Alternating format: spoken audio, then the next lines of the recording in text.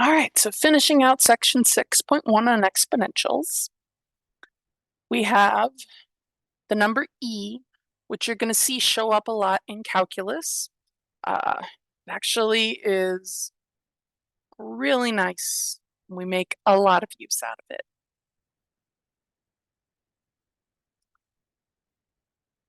So there is a continuous compound interest formula, and it's PERT. P is still our principal, R is our interest rate, and T is the period or term of the investment. But the example I picked here is actually a mathematician's attempt to write a half-life decay type problem. So instead of telling us how long it takes radon 222 to decay, instead, it gives us the rate. Now, this is where it gets weird. So the 17.3% is how much we're losing each day. So we need our rate to be that, but negative to indicate it's a loss. So our R is negative 17.3%, which is negative 0.173.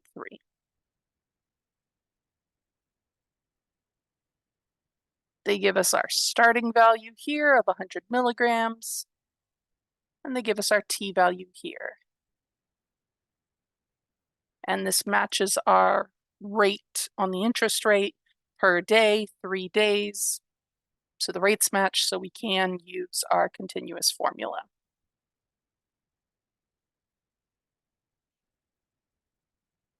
So A of T equals 100 E raised to the negative 0.173 T. And then we're going to want to put parentheses around that whole thing when we calculate. Now, of course, they actually did tell us T, it's 3. So I'm just going to squeeze it in here, times 3. And then we are going to type that in the calculator as it appears. 100. And then your E button is usually with the ln on your calculator. I know it looks like capital IN. It is not. It is LN for natural log or log natural, blame the French, but it's an L. So many people put IN last semester. All right. So your E is normally like the shift for the LN button. And that's because LN is the inverse of E. So we have E to the negative 0.173 times 3 close equals 59.5115 blah, blah, blah. So this is how much of the radon is left after 3 days.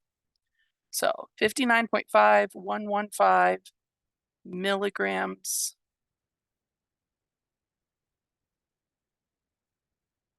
of radon 222 left. Now, the only downside to this problem is this is not how they would ask it in a chemistry class. In a chemistry class, they give you the things that you can observe empirically, which would be the actual half-life of the compound, which I looked it up and actually got multiple answers, but like one of them was 3.82 days.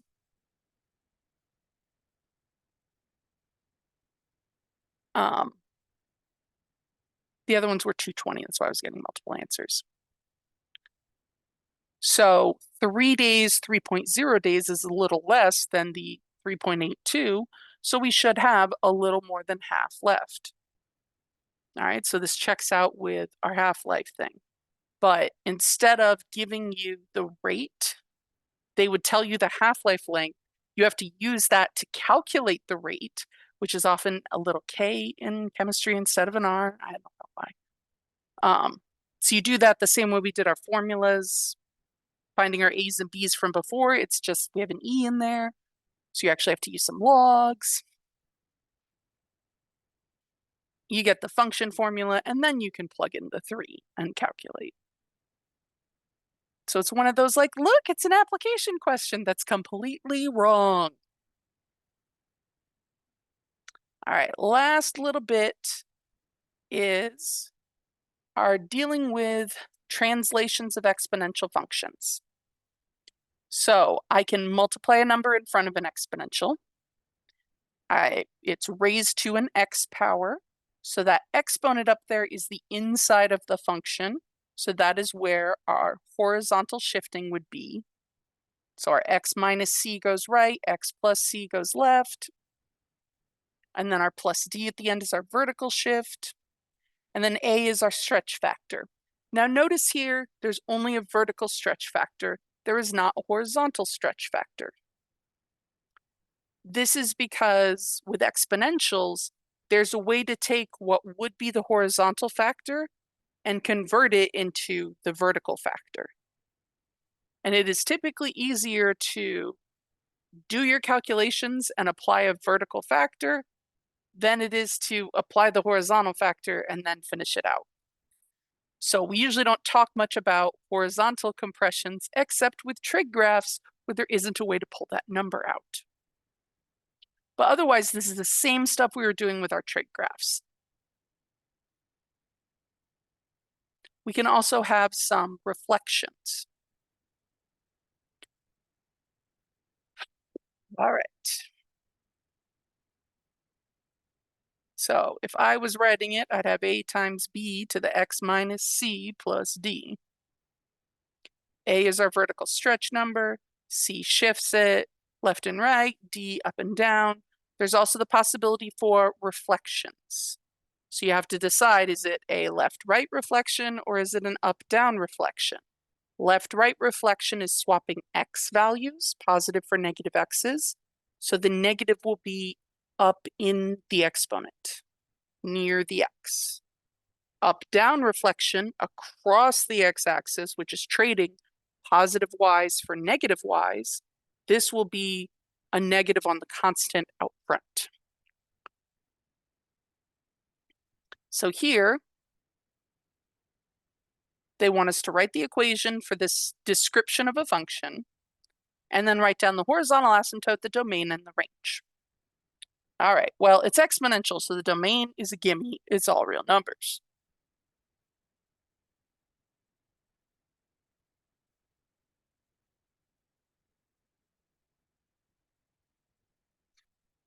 All right. So we have vertical compression by a factor of 1/3. So that is our A value. So that's what that is telling us. Shifted down 2, so this is our D. And down 2 will be -2 outside the exponent. And then we get this weird reflected across the x-axis. So across the x-axis is top bottom. So this is changing positive for negative y's. So this is going to tell us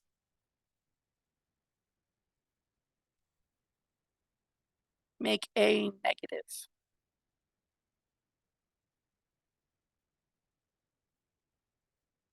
So our actual function formula,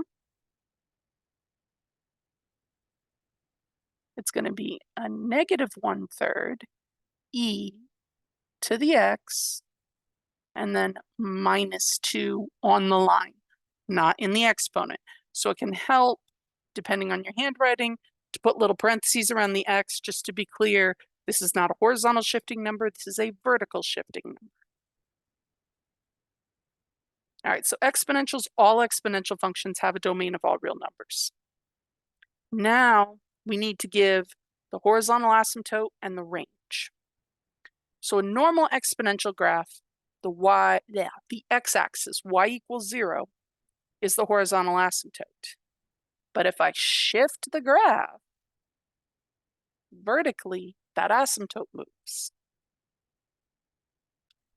So my horizontal asymptote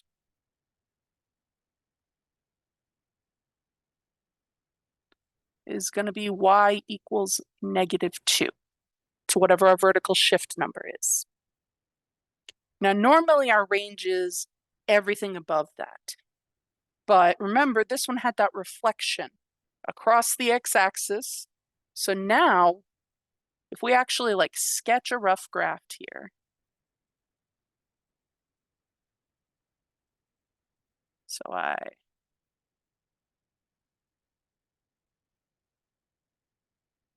have it like that.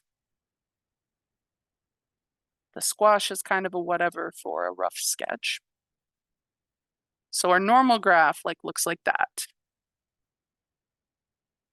The squash makes it a little bit flatter. Then it gets reflected and then shifted down. So our final graph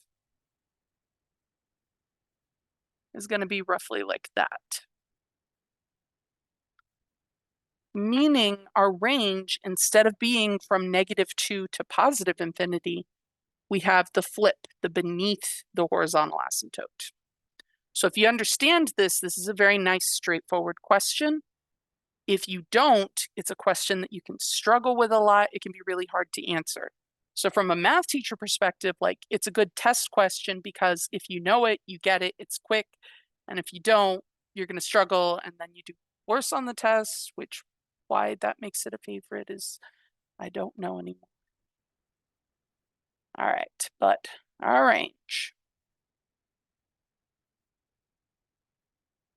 will be from -infinity up to the horizontal asymptote. And it's an asymptote, so we don't actually equal it, so it gets a parenthesis. Okay. Now, worst case scenario, like if you're not sure where it goes, plug in an x value into your formula and see where the number ends up. So if I plug in 0, because that's the nicest one to calculate, e to the 0 is 1. So we have -1/3 times 1 minus 2. So we have the -2, and then we go down a third of a unit more. That puts us below the asymptote. All right. So this may show up later. I will do logs next.